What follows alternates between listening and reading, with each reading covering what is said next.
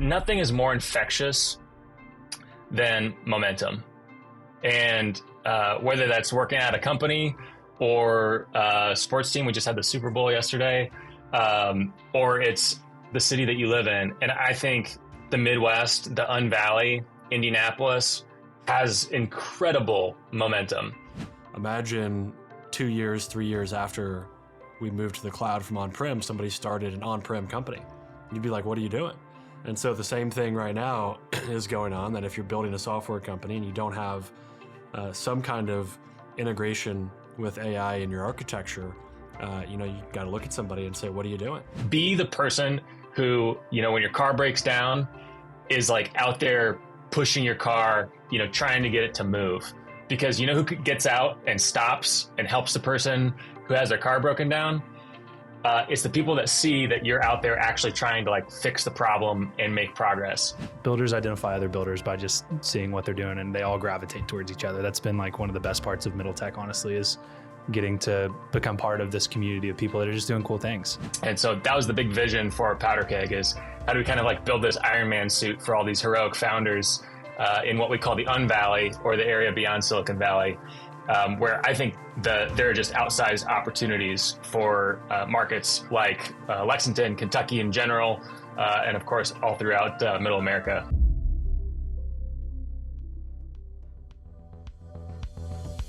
All right, welcome back to the Middle Tech Podcast. You've got Logan Jones here with Evan Knowles, and today we are joined by Matt Hunckler of Powderkeg.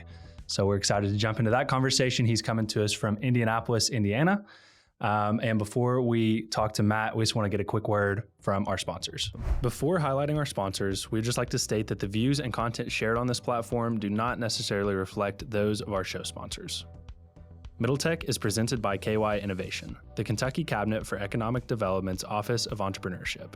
KY Innovation exists to support and develop Kentucky's startup ecosystem, and we are proud to be supported by an organization whose mission aligns so closely with ours. If you're a founder building in Kentucky, you need to check out the resources that KY Innovation has to offer.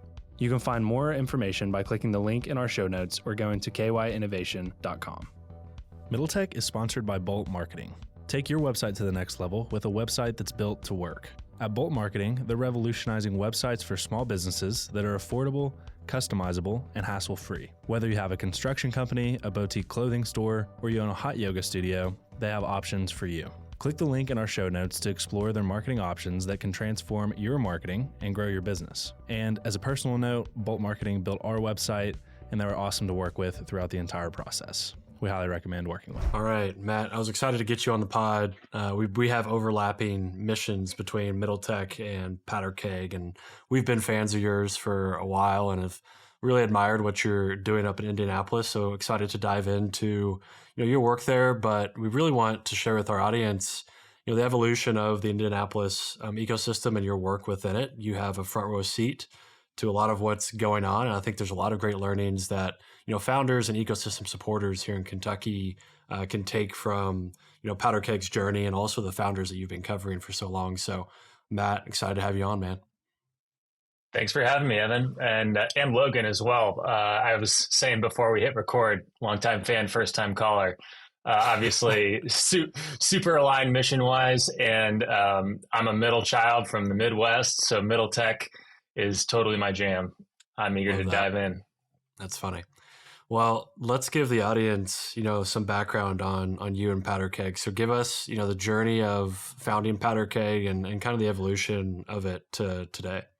Sure. So Powderkeg today is a private member network for entrepreneurs and leaders who are growing and scaling in the tech industry beyond Silicon Valley. And the way we got there is pretty interesting.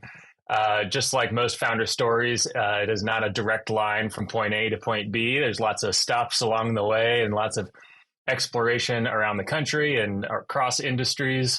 But I was born here in the Midwest. I grew up in West Lafayette, where Purdue University is. So I kind of won the lottery that way because I got to go to a public school, but, was with all the sons and daughters of Purdue professors, and grew up in a pretty engineering forward community, as you might expect.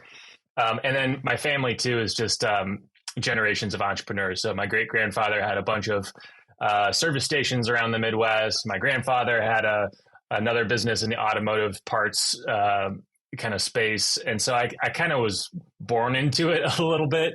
And, started my first companies, outside of lemonade stands, kind of found my first real company when I was in high school, which kind of gave me a little bit of a taste of entrepreneurship. But it wasn't until I transferred from Purdue to IU after my freshman year, just to get out of the hometown and plug into the business school at the Kelley School of Business down at IU. I lost all my scholarships, so I had to get creative. And so what did I turn to? Well, what I knew, which was entrepreneurship. So started a tech company, kind of early days of outsourcing, contracting overseas. This was like 2007. And so kind of assembled a group of contractors through trial and error, working on different projects, some custom software development, websites, some internet marketing here and there. We even did some like book design and typesetting, all kinds of interesting projects that exposed me to in college. And it was kind of through that process I really fell in love with software and kind of the sort of ecosystem that was building there in Bloomington, Indiana. And so, of course, when I joined an entrepreneurial fellowship here in Indianapolis and moved here after graduation, I was kind of like, all right, where are my people spending nights and weekends building things? And couldn't really find it. And so what do? You kind of put out the bat signal and are like, hey, where are my people doing this? And, that was like 12 of us, 15 years ago in the back room of a bar. And what started in that back room of a bar over the next 15 years kind of grew organically and with a little bit of marketing. Twitter was early days then. YouTube was early days. I had a flip camera and I was recording the pitches and fireside chats from kind of the luminary entrepreneurs here in Indianapolis. And it just caught on like wildfire. I mean, it kind of spread across the Midwest into places like Cincinnati. And that's probably the closest we got to Kentucky back then. Was Newport was just across the river of some of our events that we were doing. And but we also got all the way out to Kansas City and all the way over to Raleigh-Durham and Denver and Nashville. All the while, this is kind of a side project for me. And I'm working at high growth, venture-backed companies, getting to learn kind of the ropes of growing some venture scale companies and getting to benefit from just the boom that was happening here in Indianapolis, facilitating a lot of the connections. But it was really about 5 years ago that we were like, okay, there's a big opportunity here.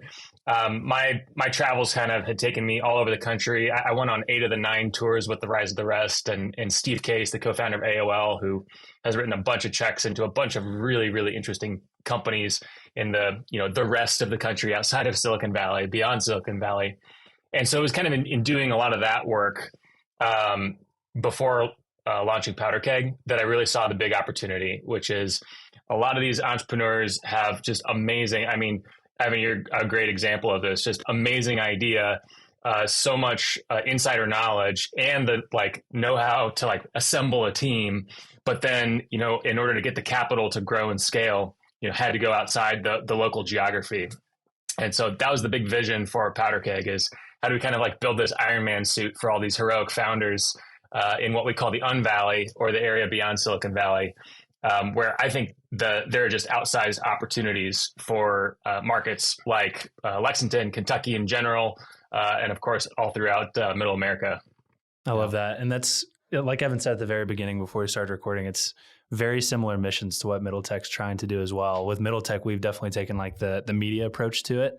It sounds like you guys are really focused on helping entrepreneurs connect to the resources themselves. So just kind of talk about when you first started off, was it primarily focused on capital and connecting other founders? And what is it what does the full suite of Powderkeg service look like now compared to where you guys started? Yeah, it's a really interesting story because I will say Powderkeg is the first business I started that wasn't initially meant to be a business.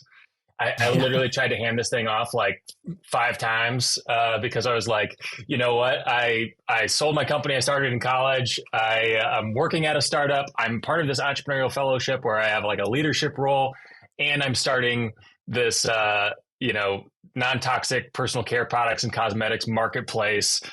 This is the early days of, it's actually a little too early for non-toxic personal care products and cosmetics. So it was very self-serving. I had an e-commerce business that I co-founded with someone who was a trend spotter at P&G. Actually, I met him in Cincinnati.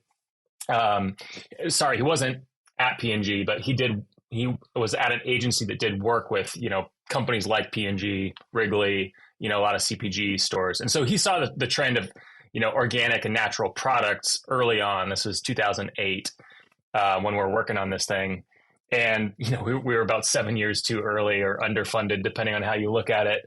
And so I was struggling. I was like, all right, I don't know how to use the tools I used to know how to use, which is like SEO, digital marketing. No one was searching for those terms back then.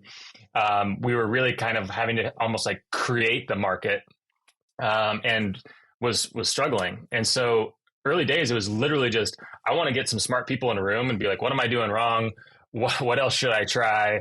And because we got the group together, two other guys were like, hey, can I present what I'm doing too? And just ask for some feedback and advice. Mm-hmm. And in a lot of ways, what we did 15 years ago in the back room of Binkley's, a bar here on Kessler Avenue in Indianapolis, is very similar to what we're doing today.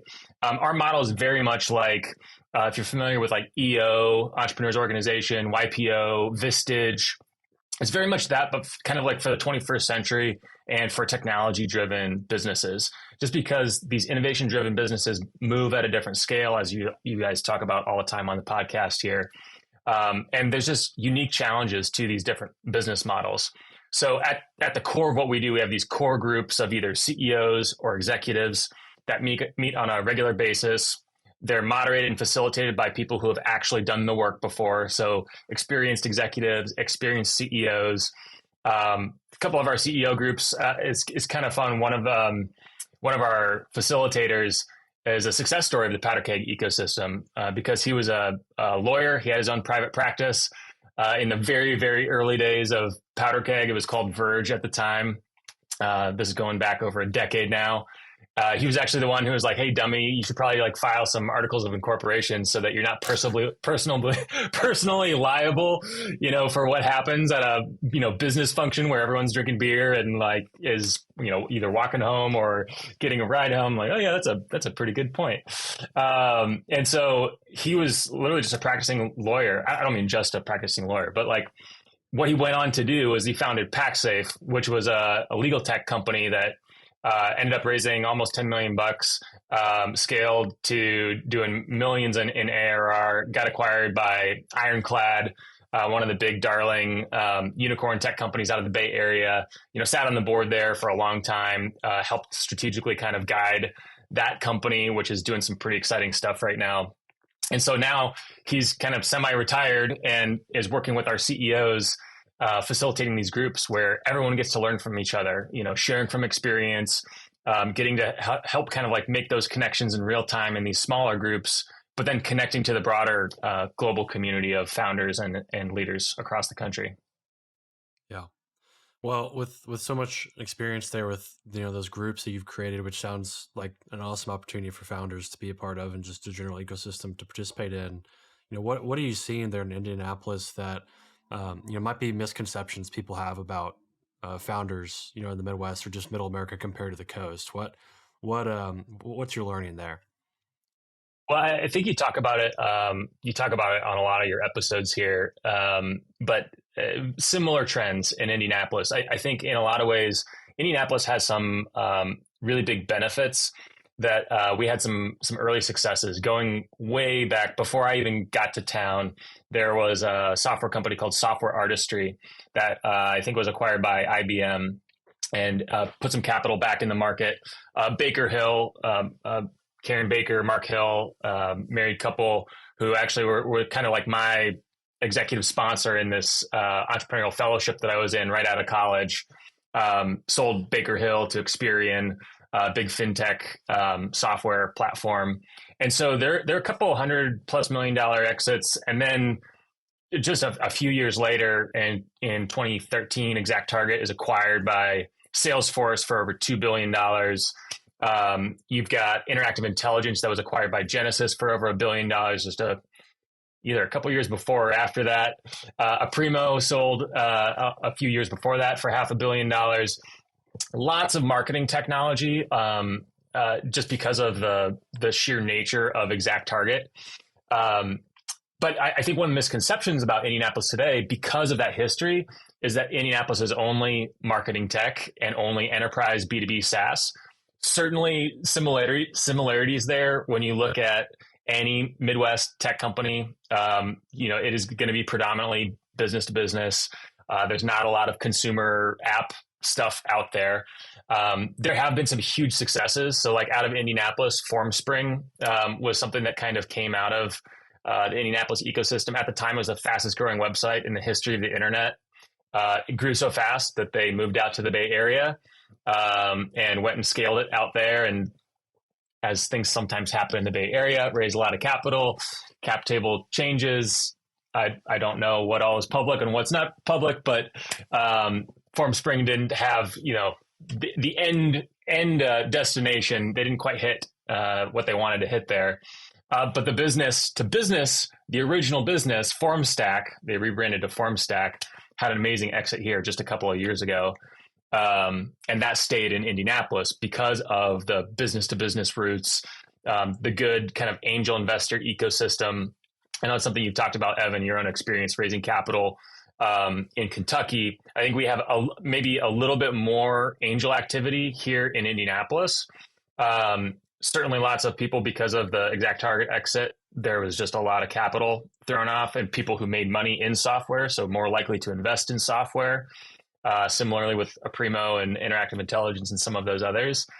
But then we're kind of getting that second wave now too. So another great example, success story is Max Yoder, who's also a good friend of mine now. We kind of came up together in the Aura Fellowship, Entrepreneurial Fellowship. I actually recruited him into the fellowship, and he started his first company in the Powderkeg community, pitched it on stage. It was a very interesting, like, online polling software, ultimately failed. But I think that's a really key thing that I think the Powderkeg community, being a part of the fabric of the tech community here in the early, 2009, 10, 11, it just created that culture of like, failing is okay. Like that business, Quipple was the name of the business, failed because Max said, this is done. Like, he could have kept it open. It didn't fail because there wasn't a viable business there. It just didn't have the trajectory, and it wasn't the passion that he wanted to go and pursue. And so I think really smartly, he was like, this isn't my passion. It's time to shut it down. I don't want to just be like a BuzzFeed, quiz poll thing in all of these articles. I really wanted like kind of a more engaging type of thing that I guess there's not the market that I wanted it to be. I'm just going to see what's next. And then he founds Lessonly, which had a really nice exit here a couple of years ago. It grew to over 100 employees, raised some great capital, had incredible return for investors. I think that's been publicly shared, at least on social media, hundreds of millions of dollars back into the ecosystem. Full employee stock option plan. So lots of life-changing money happened throughout that company. And so you're starting to kind of see the trickle-down effects now of like, okay, it's okay to fail, get up on stage again, let's pitch your startup again, let's, go raise capital. How does the community support you because you're in the arena, doing things, trying things, and just keep going, keep trying things until something works and you can scale it. Yeah. Evan, why don't you talk a little bit about your experience with Simba? Because I think it's very similar to what Matt's talking about here. And I think that's relevant. One, because of your experience raising from angels and what Matt was talking about, the trickle down effects of having capital flow back into the ecosystem and things like angel networks being a little bit more abundant. But I feel like you would have some good insight to add to what he was just saying there. Yeah. I mean, one of the things that stood out to me the most, which was back to the original question, which is like, what are some misconceptions, people have here in middle America about founders or just the process of building a business? And I think that the one that came up and stood out with what Matt just said was, the perception of failure. I think as an ecosystem in middle America and just kind of the lifestyles people live in middle America, we're more averse to risk than those on the coast, in San Francisco especially, but also other coastal towns. And so, one of the big learnings coming out of Simba was, that didn't end how we wanted. And it definitely opened our eyes to how supportive I think the ecosystem is and can continue to improve when it comes to failure. I think that, when I reached out and said, hey, to my investors and those that, were involved in the businesses, this isn't turning out, the way we want. We're going to end up having an exit here to return capital back to investors. I think everybody was, very encouraging and said, hey, despite this not being what you wanted, this is an outcome that's rare, and we're looking forward to you turning around and doing this again, and we hope to support you. And so, I just hope to see more of that, because again, I think people in middle America are way more averse to risk. So that's one thing that stood out. And that also ties into angel investing. The more risk tolerant the ecosystem is, then those exits that end up happening, those founders are going to turn right around and do risky, business with that money, which is turning it and giving it to founders again. Because the failure rate's so high that you have to have a tolerance for risk to go through all of that risk, have a success, and then turn right around and give that money to another founder that's taking on the same risk. And so, that's kind of the trend there that I caught. And what Matt said was just, I think the failure and risk tolerance in middle America can continue to improve, but I'm seeing promising signs because of exits. The more exits there are, the more people say, oh, these risks that I'm perceiving or want to do myself are worth it. I see other people having success. And so that's what stood out to me the most. I don't know about you, Logan. Yeah, I think that alongside, we talk about it a lot here in Lexington, Matt, just like what is it going to take for Lexington to get to like an Indianapolis, because you guys are definitely further along in terms of startup ecosystems because you've had those exits. And that's what we really want to see continue to happen is our ecosystem building up companies to hopefully get that exit and bring capital into the ecosystem. But an interesting anecdote before this next question that I like to tell about this ecosystem is it doesn't even necessarily take an exit for more startup activity to be generated within an ecosystem. So a good example is Fuji, which the company I just joined, Evan was the first employee there. Fuji spun out, I believe it was the CTO at the startup that I just left, Sales River. It led Evan to going and starting Middle Tech. It led Evan to going and starting Simba. It led Michael Lewis, who is on the finance team, to going and starting his own company. So it's like, that wasn't even an exit, but it taught a lot of young people what it looks like to build a high growth company. And they got bit by the entrepreneur bug. So it's like, that's a narrative I like talking about too, is it doesn't necessarily have to be capital flowing back into the ecosystem for that to happen. I have a great Indianapolis analog for that I am actually a byproduct of, because my original plan in college was to take the business I had started and go out to the Bay Area, where I thought tech had to happen to like really be successful. And the reason I stayed was this entrepreneurial fellowship. And the company that caught my attention was a company called Cha-Cha. Do either of you remember the company Cha-Cha? Like Ask Cha-Cha? Was that like an Ask Cha-Cha yes. kind of thing? Or am I thinking of something else? So it was early days. The original product before they made some pivots was, text 242-242 before, phones had a full keyboard. 242 is Cha-Cha in whatever that is, T9, right? And you could have a text conversation with a bunch of agents who were experts on different things. This was actually early days AI. So they were using AI to answer some of the questions and create drafts that then were approved by humans. And then, of course, iPhone comes along, changes the entire game.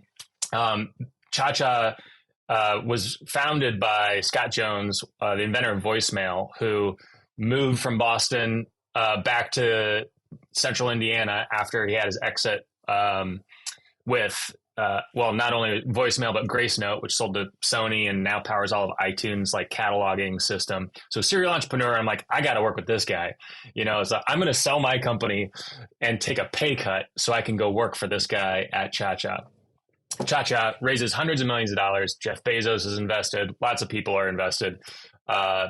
Big name investors, you can look it up.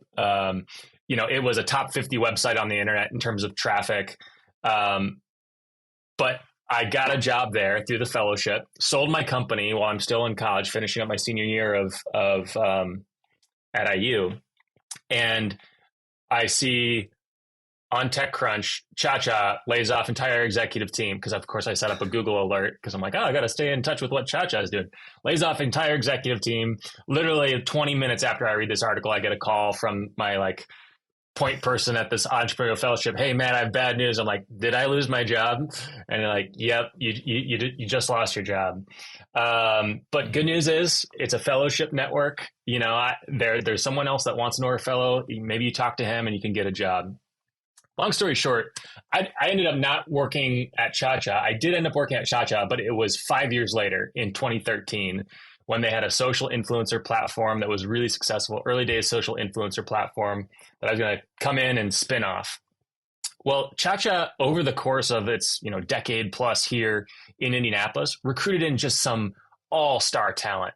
I mean, just some really, really good executives. Sean Schwegman, former CMO of Overstock.com, was an executive that came into town for Cha-Cha and has stayed here and since started Demand Jump and several other companies here in town after being at Cha-Cha.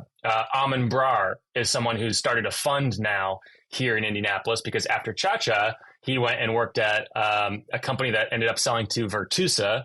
Then he went and started a company that sold to JobVite. Then he was the CEO of JobVite, moved the headquarters from the Bay Area to Indianapolis. JobVite, big HR tech company that moves its headquarters to Indianapolis, all because originally Amin was recruited in to be an executive at Cha-Cha.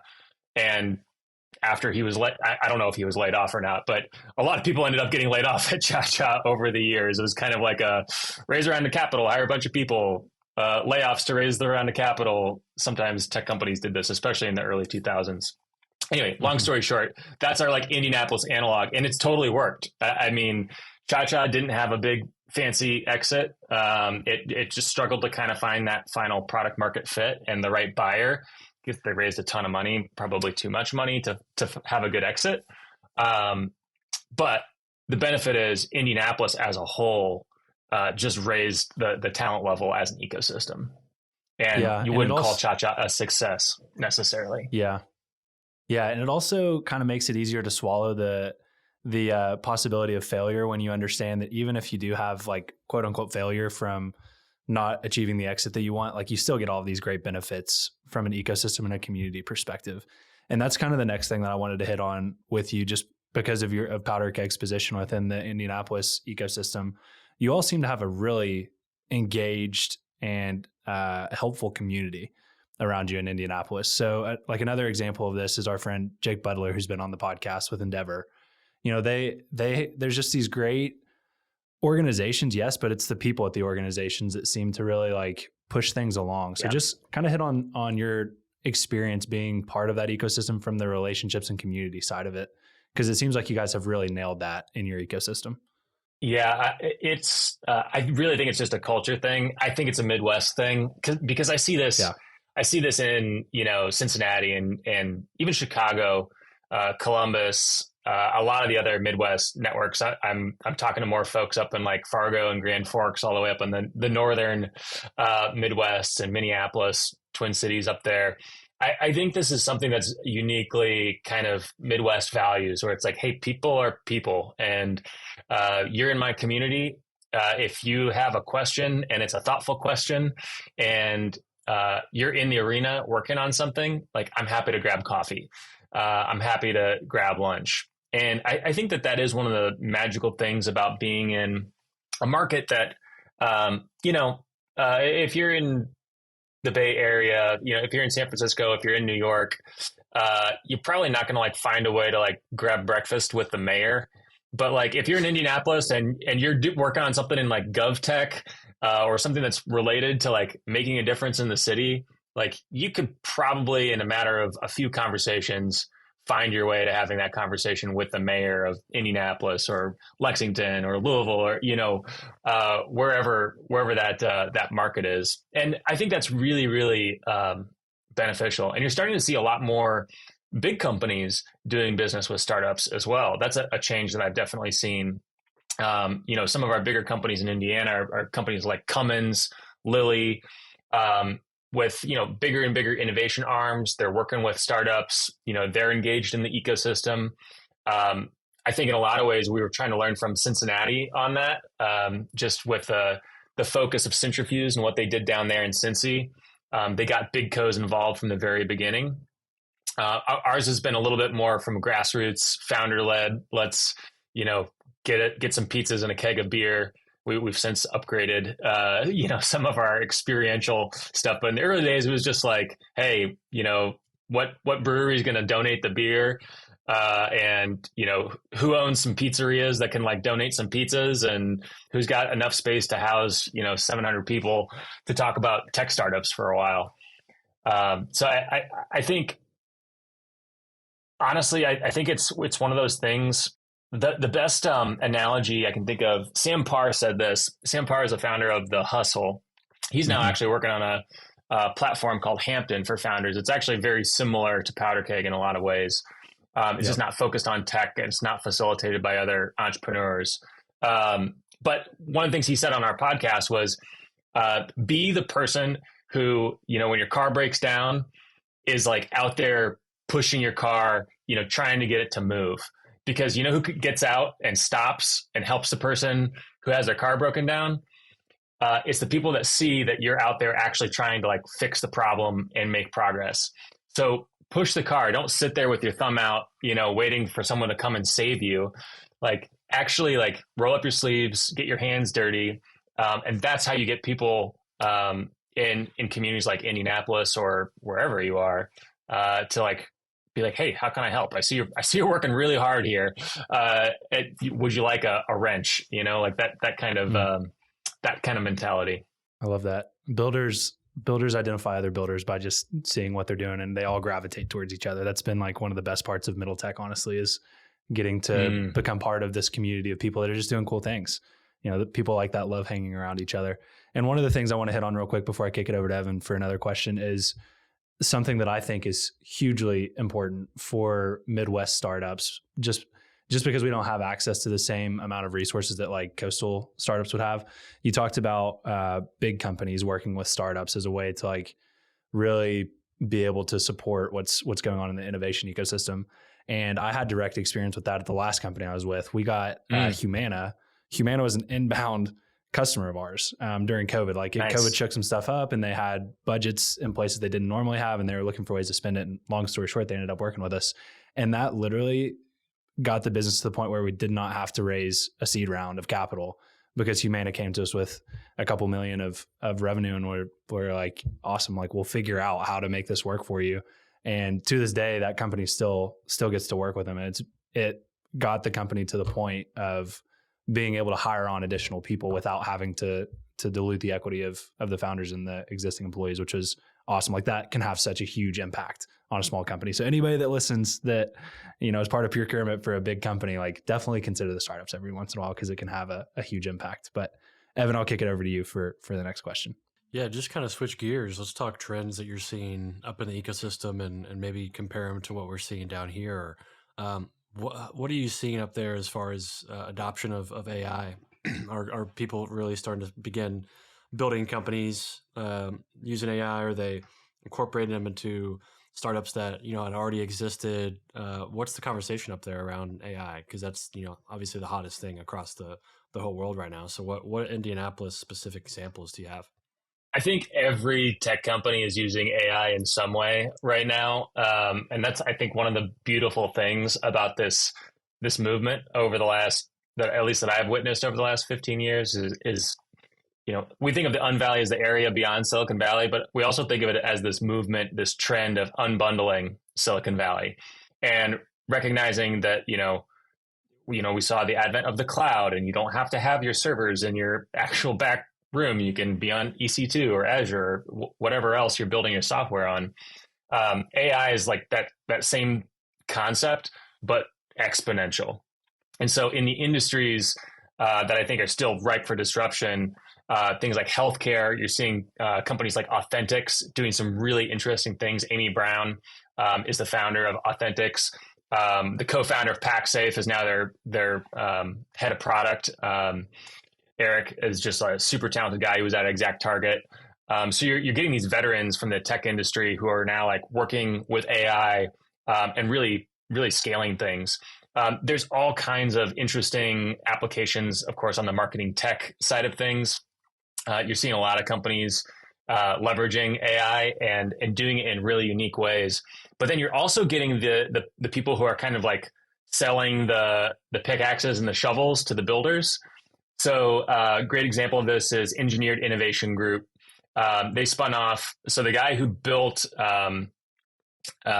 Journey Builder at ExactTarget, which was kind of like a big piece of the marketing cloud and why they got acquired by Salesforce, Jake Miller, he ended up co-founding a company called Meta CX. It was actually called Meta before Meta.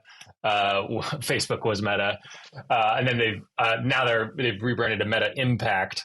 But anyway, he co-founded that with Scott McCorkle, who was one of the early leaders at ExactTarget.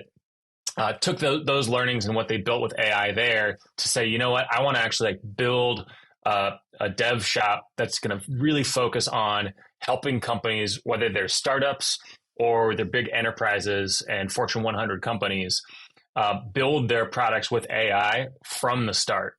And they're doing some pretty remarkable things. So one of the demos that we saw last week in one of our CEO circles, Jake's in one of our CEO circles. So we got a sneak peek at the way that they're using AI to create these avatars. So one of the big innovations in AI, at least Jake's hypothesis, is people aren't going to interact with it the same way we're doing right now with ChatGPT, where it's all prompts and it's kind of like Googling. People are still kind of like using ChatGPT and Bard like Google, at least the people aren't power users yet. That's not really how AI works or thinks. It's like the best analog. And so we're in this like weird, awkward middle stage where we're still getting to this like new way that AI will be used. And so Jake was demoing for us like this responsive AI person, like literally could be our fourth guest on this show, and was like their facial responses that they were making were reacting to like the way that, you know, you interact with the screen. It's kind of creepy in a lot of ways. It's like a little bit like borderline creepy, but like as a technology lover and someone who cares about humanity, it's like, okay, this is actually making technology more human, more relatable, more useful, and just using voice commands. You know, this AI was using live information to respond, answer questions, riff back and forth. And so Jake's work on some interesting things there that are going to be kind of like, you know, your virtual team workers that can hop on a call and, you know, be like, hey, I have this problem, you know, with the product platform, or I have this problem with a marketing go-to-market strategy. And you actually have like these super intelligent team members that you can just kind of pull onto a project and collaborate with. And, you know, maybe a future guest of the Middle Tech Pod will be an AI agent, you know, representing as the median Midwest tech entrepreneur. Who knows? Yeah, That's awesome. As somebody building with AI right now, it's fascinating and moving very quick. And I liked the analogy you gave, and I gave it actually on our last episode, of, you know, why everybody's building with AI right now. And it's very similar to, you know, the move from on-prem software to cloud. And on the last episode, I said, well, imagine 2 years, 3 years after we moved to the cloud from on-prem, somebody started an on-prem company. You'd be like, what are you doing? And so the same thing right now is going on, that if you're building a software company and you don't have some kind of integration with AI in your architecture, you know, you got to look at somebody and say, what are you doing? And I think we're in that same stage, and it's going to be exciting to see how that develops. And what's really, I think, impressive about this movement in particular is, you know, you oftentimes see this happen on the coasts and then slowly work their way from maybe San Francisco to the rest of the country. And this just overnight expanded across the entire country to everybody and became the fastest growing, you know, technology of all time with ChatGPT and the adoption that it got. So it's pretty apparent that this is a trend that no matter where you are in the country, you need to be jumping on. So excited. The trends are coming faster and faster and more frequently. And, you know, I know we're both in landlocked cities, but I think we all have a common background that we like to vacation Costa Rica and surf. And I really like to think of this as a surfing metaphor, in that one of the things I've seen consistently is one of the benefits of building a community of tens of thousands of entrepreneurs is you get to witness what the best entrepreneurs are really good at. And it's the entrepreneurs who are, willing to paddle out, learn how to like ride the waves, are patient enough to wait for the right wave, and aren't just like, hopping on the first thing that's like a shiny object. And then when the wave's coming, they paddle hard, right? Because like in surfing, you got to get up to speed of the wave, otherwise you're not catching it, right? And so I experienced this myself, right? Like I tried to catch the wave too early on non-toxic personal care products and cosmetics with that startup called Repurify. I almost did that with Powderkeg by starting what I started 5 years ago, 10 years ago, before, the wave really started to crest in these like tech hubs, really exploding with opportunity. And so these last 5 years, I've just been like paddling at speed to try to catch up with the wave that is the unbundling of Silicon Valley. But then, you've got all these other waves that are coming too, that you can kind of ride and surf. And I think that's kind of like the secret sauce. And there's a human element to that too, right? Because you can't just like try to catch every wave. You really have to be discerning about your energy and where you're focusing that. So Evan, I'm really excited for you because you not only are at the crossroads of, this big shift in AI, but you have the time and space to really be thoughtful about it and to really go after it when you see that right wave. So I'll be interested to see what you build. Yeah, I was talking to an investor the other day, and they made a comment to me that, I didn't think about just because you're kind of stuck in your own head and what you do day in and day out. But I had approached him for Simba, and he was a big fan of Simba when I was raising our round for that business. And I reapproached him and wanted some feedback on what I'm doing now. And he said, Evan, it was probably a big blessing in disguise that, Simba ended when it did. It ended, a year and a half after LLMs and all this generative AI and this AI movement, kicked off. You've been able to watch and try to build a business with AI and incorporate it into your business. You saw the pain points, and now you're able to execute. And like you said, you are able to take the time and be thoughtful about building a business. And that could have been a big blessing in disguise. So it is kind of interesting how things turn out. And I hope to, like you said, catch that wave. And I'm excited about what we're doing. But yeah, Logan, go ahead. Yeah, no, and just to add on to that, Matt, I'm not sure if you're aware of this. Evan and I are actually roommates as well. We invested in a condo together that we're turning into an Airbnb, and we've been nice living together. Yeah, it's been a lot of fun. There you go. It's been you're fun. On, just you're on like Hacker Founder House. No, that's exactly what it feels like. And getting to like listen to, we talk all the time about what Evan's building with Devise. It's just like, it's cool because Evan made this comment on one of our first episodes of the season. It's like the best way to learn something is by just like jumping in and building it. And I would argue that the second best way to learn something is by living with somebody who's doing that, because I get to hear all the thoughts that Evan's having, and we have all these conversations about it. And it is just like, it's on the cutting edge of it right now if you're trying to build a product in it. And it's right now a lot of what I see is just like how you're structuring the data to be able to integrate AI into a new solution that's not possible currently. But anyway, transitioning for a second back to Powderkeg. We always love hearing about kind of the yin and the yang of the business. So let's talk just real briefly about some of the challenges or failures that you've experienced with Powderkeg. And then on the other side of that, any successes that you want to call it, things that you're very proud of. So we don't have to spend too much time on either one of those, but just like kind of the few things off the top of your head on either one. Well, I think that the challenge is going to be not spending too much time on it, because any business that's been around for 10, 15 years has a lot of things that it's screwed up along the way. I think one of the things I was completely oblivious to early on with Powderkeg was just any kind of like notion of creating an inclusive space.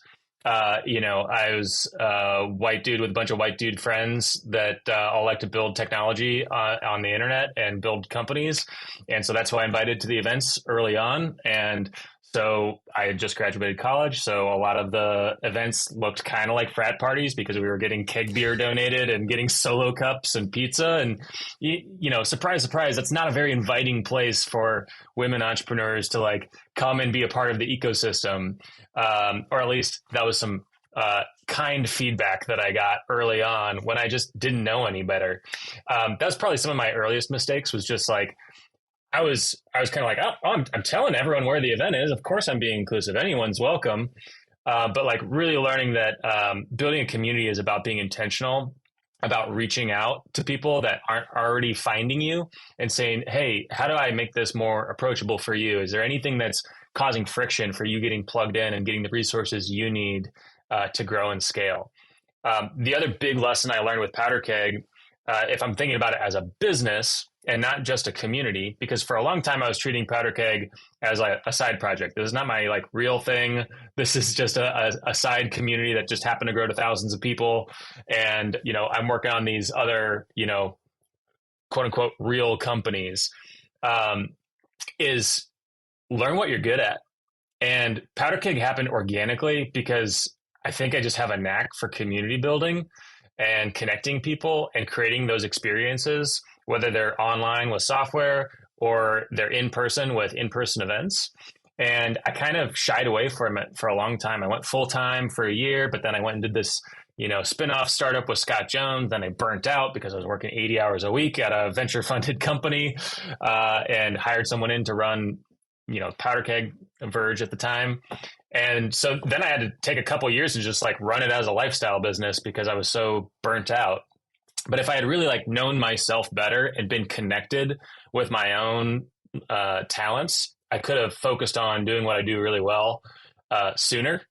And the sooner you can do that and really find like your sweet spot and just like keep doing the thing you're really good at and keep hiring amazing people like Meg, who's been on our team for over 5 years, is basically a co-founder of Powderkeg and is like our integrator and can like balance out all my crazy ideas with like structure. That was, a hard lesson to learn, and had the benefits of meandering in the desert for a long time and getting to see a lot of the world and the country and, meet thousands of entrepreneurs. But if I'm thinking about business success, I think Powderkeg could have gotten a lot bigger, a lot faster if I had just said, this is what I'm really good at. And then the other big lesson being trying to help everyone helps no one. And early on, Powderkeg was like the only thing going in terms of like tech ecosystem. And so like for the first 5 years I was in town, I was just trying to do everything. People were like, hey, come start the first co-working space. And unfortunately I didn't do that. But like there was just a bajillion opportunities. Everyone wanted to do it with Verge at the time. And I took a lot of those opportunities and just tried to help everybody, take their organization into the 21st century and kind of rally the entire city and then later the Midwest and then later all over the country before really having like a fine-tuned business model. And so there was a lot of exploring that we ended up doing nationally where I think we could have like honed it in sooner and recognized that like helping the founders and their executive teams is like the biggest lever. And if we had just dialed that in sooner and like been like, nope, that's what these other organizations are for. Unfortunately, those didn't exist back then.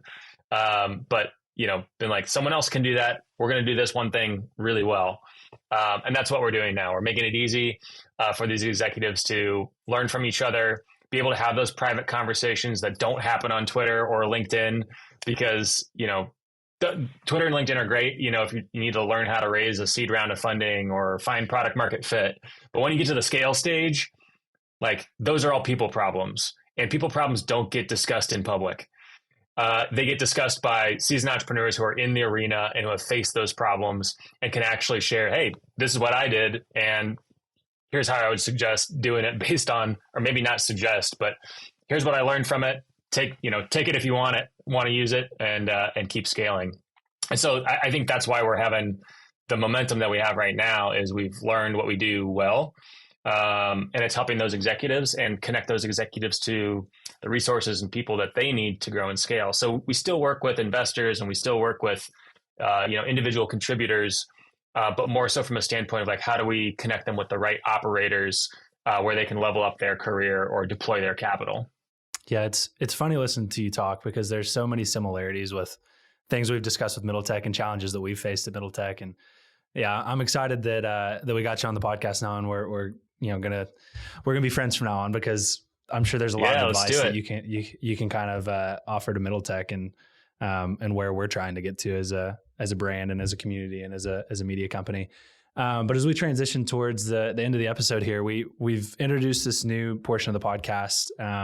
We're trying to create clips that are good for social media. So we're calling it our social media segment here, but it's essentially just high impact questions, 90-second answers around there. And we're going to chop those up and put them on social media, but they also end up in the episode as well. So I'll ask first one. Evan will ask second. I'll ask the third, and then we'll wrap it up here. First question: if you had one piece of advice that you could give an 18-year-old that thinks they'd like to be an entrepreneur, what would it be? Start a company.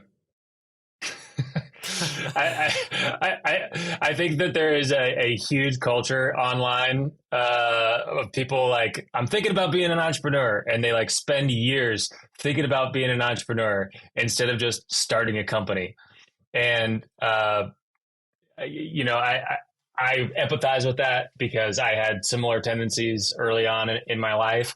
But my advice to a 18-year-old that thinks they want to be an entrepreneur: start a company, find a problem, find a market, find a solution to that problem and a way to charge for it, and just start a company. Like, it doesn't have to be the company you run for the rest of your life. Just start a company that makes money. Don't go raise a bunch of money to do it. You don't have to go raise a bunch of money to do it, I guess I should say. And, get going, because I did go to Kelly School of Business. I think I learned some things with an entrepreneurship and marketing degree. All that stuff I've really actually learned on the job, doing it, doing CFO work, when we don't have a CFO, doing modeling, when I need to do modeling. And with AI now, I mean, it's never been easier to start something. Build an app on a weekend. You don't have to have any software development skills right now. There's all these no-code solutions, low-code solutions. If you're young and you're 18, you don't have a bunch of responsibilities, you're not, burdened with debt yet. Gosh, I'm so excited for you, because you have so much opportunity. And so if you think you want to be an entrepreneur, just try it. Start a company. You'll find out quickly whether or not you want to be an entrepreneur. And if you're do it for 6 months and you're wow, this really sucks, then you're right. It does really suck sometimes. And if it sucks so much that you're going to quit, then quit. You're probably not an entrepreneur. Go find an entrepreneur to work for and, be the right-hand person. There's no better way to start and grow your career than working alongside an entrepreneur as they're growing a high growth business or a slow growth 100%. business. All of that is exactly right. I've taken I relate so much of that. Those steps. That's 100%. And I like to say, I would throw one more thing in there. If you're not going to start a business or work alongside of an entrepreneur in the early stages, I think the third best thing you can do is sales.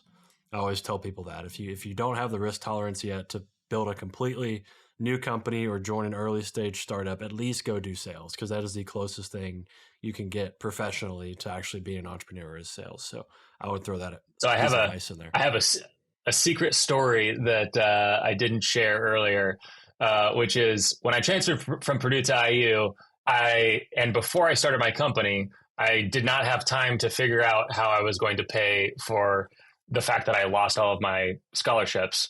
I just had to make cash fast. And I responded to an ad in the newspaper that I delivered, from the time I was in 6th grade to 12th grade. And it was learn on the sales training or on the ground training, selling high technology products. And I was like, oh, this is great. I'm not applying to anything else. I did the interview on the phone. They said, I'm going to come in and learn the technology. I get in on the first day and they are demonstrating, I was going to see if it was in my room right now, a $2,000 vacuum cleaner. And so I have no other career prospects for the summer. I have to find a way to make $10,000 to pay for school. And I'm like, okay, I guess I'm selling vacuum cleaners door to door in the hottest summer in Indiana history that I've been alive. And it sucked. But to your point, Evan, that skill set of learning, you're not going to learn sales any faster than knocking on doors and be like, hey, can I come in your house and demo a 50-pound vacuum cleaner for 4 hours? You're not going to learn any faster. It's you either sell vacuum cleaners and you make money, or you don't. And I'm sure there's much easier and more 21st century ways to do that today, but that's my crazy sales story. For sure. That's funny. That just reminds me, my parents had a really nice vacuum cleaner when I was growing up. It's nice. Was it Kirby? It was one of those. No, I don't know what it was, but it's one of those, like the ones that like go through the wall. You just plug it into the wall. It has like a vacuum in the garage, and it just plug it in any room in your house. I loved demoing against those vacuum cleaners, by the way. We can dive into that separately off this podcast, and it's okay. You don't have to humor me with my vacuum cleaner knowledge. About my that was such a fascinating thing about my childhood, was learning how that vacuum worked across the entire house. So that's funny. I know exactly what you're talking about. But all right, second question here. Why have you stayed in this region? So what about this region has made you stick around, given your ambitions to build tech communities and tech startups? It's fun to be a part of something that's growing. It's nothing is more infectious than momentum. And whether that's working at a company or a sports team, we just had the Super Bowl yesterday, or it's the city that you live in. And I think the Midwest, the Un-Valley, Indianapolis has incredible momentum. And it's fun to be a part of that because other people out there, pushing the car, making stuff happen. There's opportunity to like support what they're doing. There's opportunity, lots of blue ocean, right? They talk about a business school term. It's a blue ocean where there's just like more and more opportunity. And sure, there's like more and more businesses being started. But when you're in a market that's growing, and tech is a market that's growing, the Midwest and the Un-Valley is a market that's growing just all around the country. It's fun to be a part of that momentum. And that's what's kept me here. But then I'll also say the community. I think the people here are incredible. Some of those early founders that I put on stage are my best friends. My friend Jeb was like the one friend at our wedding who like married us when my wife and I had our pandemic wedding. And had to go, do a pandemic wedding. And, I met him through the Powderkeg community. We play in a band together with Max Yoder from Lessonly and Santiago from Amplify. And, that's my surfing, right? Because we don't have waves here. So we got to find music waves that we can surf and ride when we're not, doing that in the startup and tech space. So I think it's the people in the community, but it's also like the momentum. It's just really, really infectious. Would be the same answer for me. Exact same answer. All right, last one here. What is your most contrarian take about building a business? I think my most contrarian take is a little bit contrarian to the Midwest values, which are very much in my DNA, which is hardworking, very people-centric, people-pleasing at times. But the contrarian take is, I think, to be the most effective version of an entrepreneur or the CEO of you, even if you're not the CEO of your company, is slowing down and literally creating space where you are stopped and standing or sitting still in your day. So one of our core values at Powderkeg is practice mindfulness. And it's because, I have learned in my own journeys in entrepreneurship that when you can practice mindfulness, and it is a practice, it's not like some place, at least in my experience, that you like get there and it's like, oh, I just got to stay here. It's like literally an everyday practice of trying to create that clear space where you're checking in with yourself, you're connecting with yourself, slowing down, because you can't make, in my experience, you can't make the connections you need to make in the marketplace, across customer segments, connecting ideas, building your network, if you're not connected with yourself. And mindfulness is the best way I have found to really connect with yourself. And I would think that that's maybe a little bit contrarian. I know it's a little bit more popular these days. But I've just got some interesting, my mom's a mental health counselor. My dad is a hypnotist. I feel like I was fortunately kind of like raised in an environment that really helped me create that space that I needed. And I also had very many years in my life where I didn't have a lot of mindfulness practice and I was just going a million miles a minute. And I probably could have saved years of wandering in the desert, so to speak, if I had just like practiced mindfulness for a minute or several minutes a day.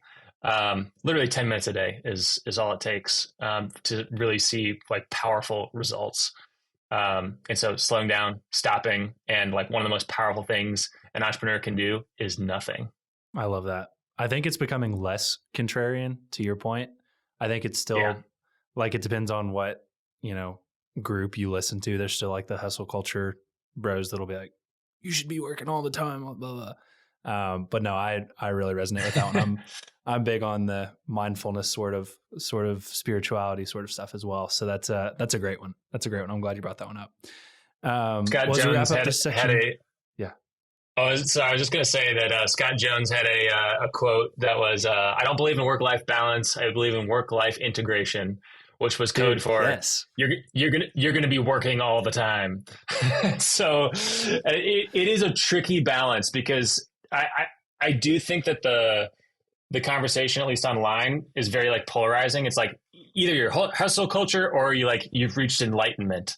And it's like the truth is somewhere in between, which is like sometimes you need to practice mindfulness and do nothing. Sometimes you need to like bust your ass and get stuff done and like pull an all-nighter because you got a demo with a really important client the next day. And like both can be true. Just like it, but if you're connected with yourself, you know when to like rest, you know when to take a break, you know when to like when you're getting out of alignment with your own personal values. And so I think that that's probably a whole other podcast episode that we could do. Oh, for sure. The answer is always somewhere in the gray area. It's never a binary answer. But to the point of work-life integration, that's something I've said for a long time. I think it's something that's unique to like startups. You're not going to want to integrate your work and your life if you're working at like a big corporate company. I wouldn't think. I really wouldn't know. I've never worked at one, but I've said that for a long time. Like Evan and I's relationship is a good example of that. We have friends that are all building companies that we like traveling around together and, kind of doing it while we're visiting places like Costa Rica. And, it's a very life-giving thing when you can figure out the right way to integrate it. So I'm a big fan of that as well. But Matt, man, you guys it's been should awesome come up for one of our executive summits up here, man. Yeah, sorry, Dude, I keep interrupting you, but gotta get you guys up to Indy for our executive summit. For sure. No, I think there's a little delay, so it's all good. Well, yeah, I know that you told us about the AI Executive Summit. So why don't you take a second to tell us about that event coming up, and then wherever people can find out more about Powderkeg, where they can follow you on social, all of that sort of stuff. Let's do the plug segment of the podcast here. Cool, right on. So our executive community is a pretty exciting community. Some of my favorite people are in that community, and I'm meeting new people every day because our community is growing. We have an online platform, allows people to have these really unique guides for navigating the tech industry, getting connected to Silicon Valley, beyond Silicon Valley, and everywhere in between, to the resources they need to grow and scale. But one of the things that's really unique about what we do is we have core groups that meet either monthly or quarterly with your kind of like core 8 to 10 people that are at a similar stage, maybe a little bit ahead, maybe a little bit behind in their career trajectory. But then we also do these quarterly summits. And we've got one here coming up on March 5th for our executive members. Probably be around 250, 300 people. Good portion founders, a lot of executives and investors. But the topic is AI. And so Authentics, that company I mentioned earlier, they're going to be pitching. Go Charlie from up in Chicago is coming down to pitch their generative AI marketing platform. That's very, very cool. And we've got Christopher Day from Elevate Ventures, one of the top 5 most active VCs in the country, and is, of course, Elevate Ventures is Indiana's focused fund.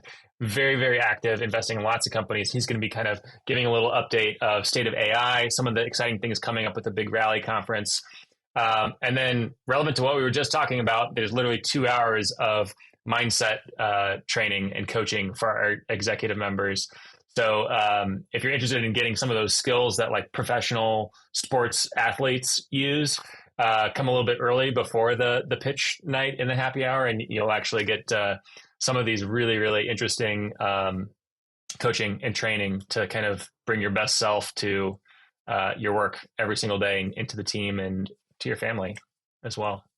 I love it. Well, real quick, tell everyone where they can find Powderkeg online or on socials, and then we'll let you go. Sure. Powderkeg, all one word, powderkeg.com. That's our website. Our weekly newsletter is the Unvalley 3 on Thursday. We kind of break down 3 different trends that we're seeing in the Unvalley, 3 different companies, and 3 other big guides and resources every single week. I write that with my team, but also with the community. So we've got the whole support of the community putting that newsletter together. Easy, free way to kind of get plugged into some of the biggest opportunities in the Unvalley. And on social, where's Powderkeg or Powderkeg HQ. Some of the platforms I think we weren't able to get at Powderkeg, but at Powderkeg on Facebook, Instagram, Powderkeg HQ, I think on X is what it's called now. Lots of, if you just Google Powderkeg, you'll find us. Awesome. Well, Matt, it's been awesome chatting with you, getting to know you a little bit. And I know Evan's going to be up there for the AI Executive Summit. I'm hoping I can make it as well so that we can chat in person. Yeah, me too. But yeah, it's been a great episode, man. We'll be looking forward to talking again soon. Yeah, me too. Thanks for the time.